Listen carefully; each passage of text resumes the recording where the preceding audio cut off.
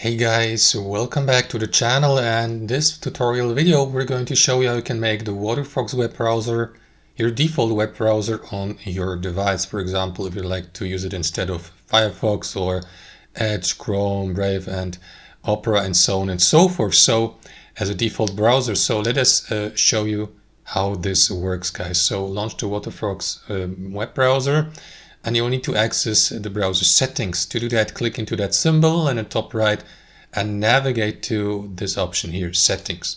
Now inside your browser settings, navigate to general in the top left, and here you will see in this option Waterfox is probably not your default browser. So if you'd like to change that, click into make default here. That is going to redirect you to your device's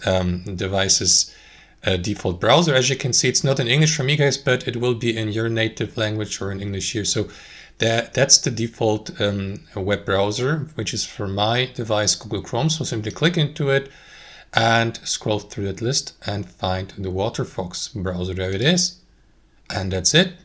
Now it's your default web browser, and the status here has changed, as you can see, guys. So let me click into done here, and that's it. Thanks for watching. Hope you enjoyed it, got some value from it, and we'll catch you later.